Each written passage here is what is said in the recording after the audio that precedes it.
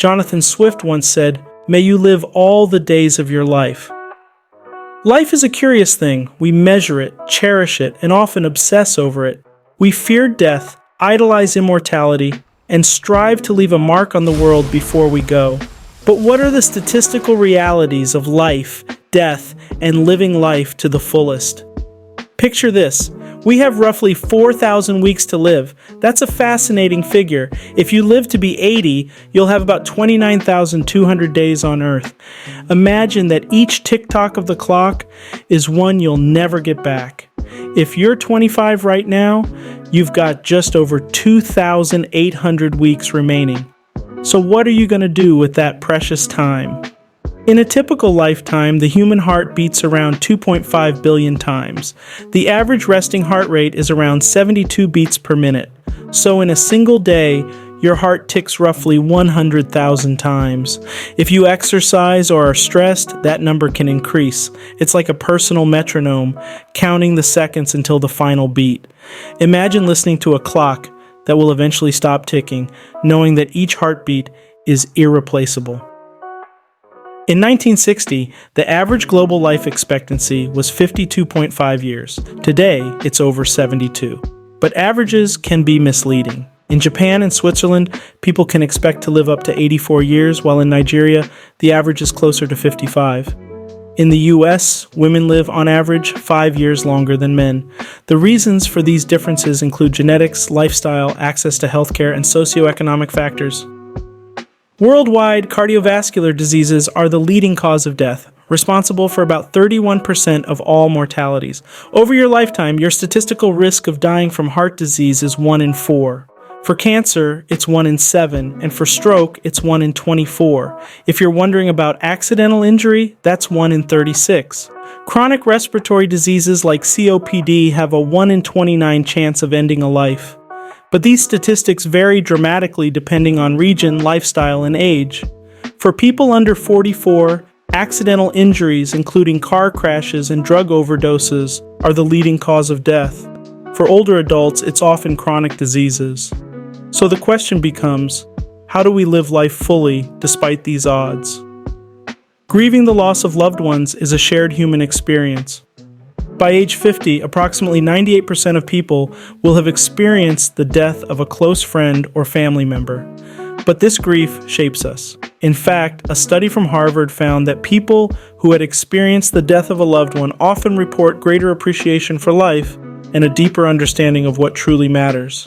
Bronnie Ware, an Australian nurse who spent years caring for terminally ill patients, wrote a book about the most common regrets of the dying.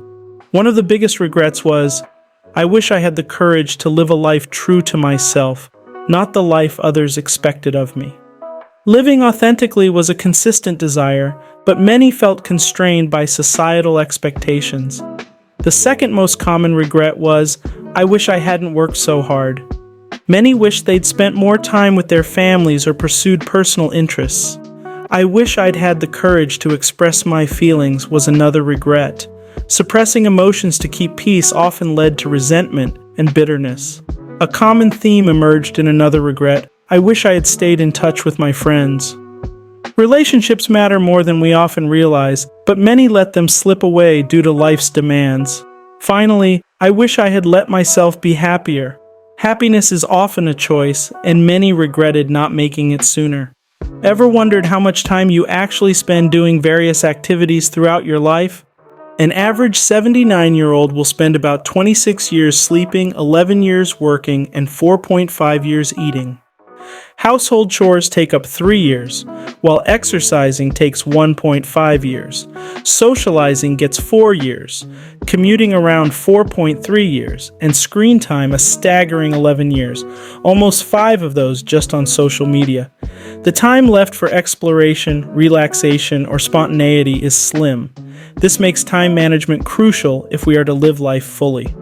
Aging is considered the greatest risk factor for many diseases. Scientists and tech entrepreneurs like Aubrey de Grey and Sergey Brin are investing billions into research on anti-aging and life extension. The concept of longevity escape velocity suggests that if medical advancements can outpace the aging process, we could theoretically live indefinitely. But immortality raises its own questions. If we could live forever, would we still cherish each day? Or would life become an endless series of monotony and existential dread? The quest for immortality, fascinating as it is, also underscores the importance of living meaningfully today. Throughout history, philosophers have wrestled with mortality. Existentialists like Jean-Paul Sartre emphasized that confronting our mortality should prompt us to live authentically. The Stoics believed that reflecting on death, memento mori, would bring clarity and gratitude for life. As Marcus Aurelius wrote, "You could leave life right now. Let that determine what you do and say and think." Death is not something to fear, but rather a tool to sharpen our focus on what truly matters. So what can we do to make the most of our finite days on Earth? First, be grateful. Studies show that gratitude is linked to better mental health and can increase life satisfaction. Keep a gratitude journal or simply remind yourself daily of the good things you have. Nurture relationships. Invest in meaningful friendships and family bonds. Studies have shown that people with strong social connections tend to live longer and happier lives. Pursue purpose. Finding purpose in work or hobbies correlates with greater longevity. Whether it's painting, writing, or volunteering, a sense of purpose can give you a reason to get out of bed in the morning. Practice self-care. Physical health impacts mental well-being and overall life satisfaction. Exercise regularly, eat a balanced diet, and get enough sleep. Plan ahead. A Harvard study found that having a sense of control over your future is a predictor of longevity. Set goals, both short and long-term, and create a roadmap to achieve them. We're all in the same race against time, but how we spend it matters. Take risks, say yes to new adventures, and live without regrets. Life is finite and unpredictable, so don't wait until it's too late to start living fully. As Jonathan Swift said, may you live all the days of your life. Thank you for staying with us to the end. See you in the next video on Plaid Chronicles.